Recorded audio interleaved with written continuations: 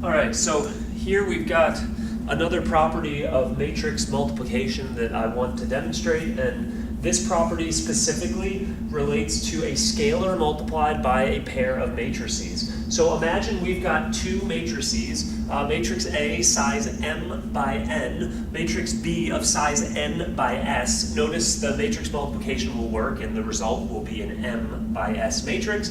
And here C is just a number off the number line, just a good old-fashioned real number.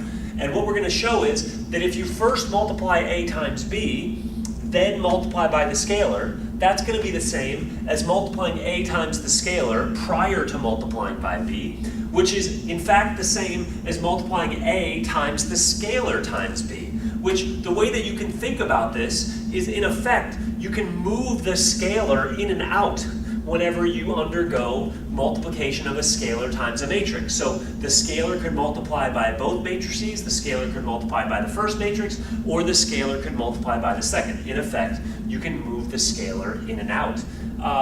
Okay, so how are we going to approach this? Let's just approach each of the three individual computations and then show that all of the computations have to be precisely the same. So the first thing we're going to do is we're going to take our constant C times the product of A and B. So take A and B and multiply them as you always multiply matrices, row by column, row by column, row by column. The first row, first column, A11, B11, out to A1n, Bn1.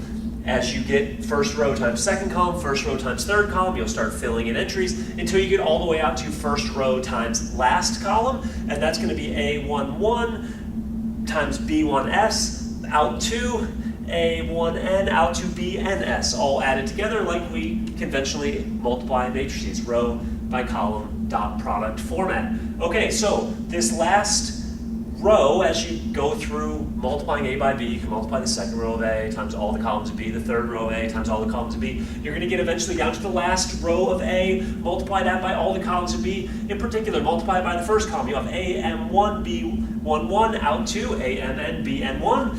And then you keep multiplying that last row times all the columns. Eventually you get to the last column and you'll get AM1 times B1s times AMN, BNs. And this now is the constant times the product. And you know how a constant times a matrix works. You're just going to take that constant and multiply it by every entry. So ultimately that C would distribute to all of those entries whenever we multiply through. I'll refrain from writing that all out because I think it's apparent from what you can see here. Take that letter C and distribute it to each of the entries, no sweat. Okay, now let's look here. We are now in this pane of the board looking at the number C distributed to A, which is expressed here. This is just the matrix A with a C multiplied by every entry. And then we're going to take this times the matrix B. So as we multiply matrices row by column, let's check out what the result is here. And when we multiply the first row times the first column, we're going to get CA11 times B11 all the way out to CAIN times BN1, right? Multiply first row times first column. And then when you work your way out to first row times last column, you'll get CA11 B1s all the way out to CA1N BNs.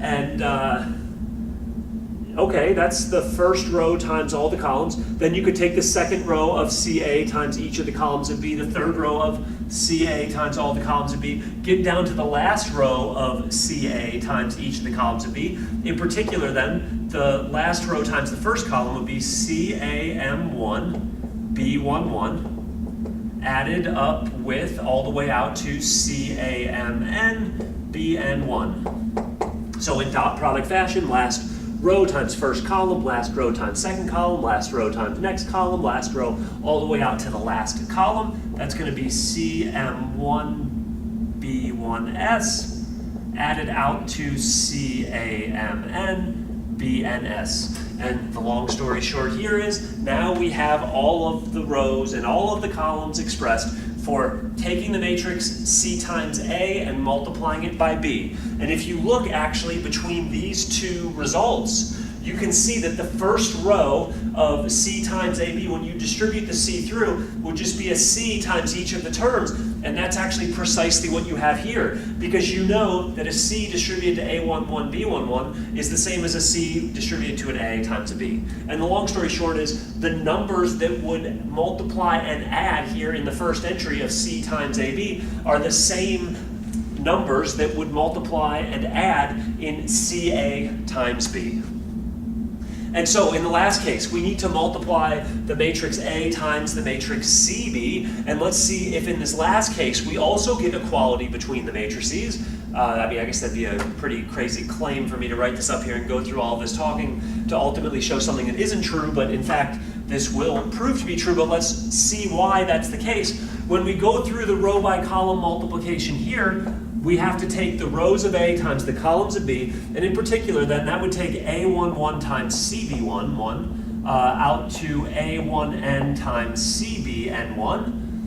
And then you could take the first row times the second column and the first row times the third column, and first row times the last column would be what? A11 times CB1S plus out to A1N times CBNS. That's the first row of A times the last column of CB. And you know when you go through the matrix multiplication, you then could take the second row of A and dot product it with each of the columns of CB, and the third row of A dot product it with each of the columns of CB. And eventually you get down to the last row of A dotted by each of the columns, and this would be AM1 dot CB11 plus well, actually that would be plus a bunch of terms, out to AMN times CBN1. Okay, so that's the the last row of A times the first column, of CB.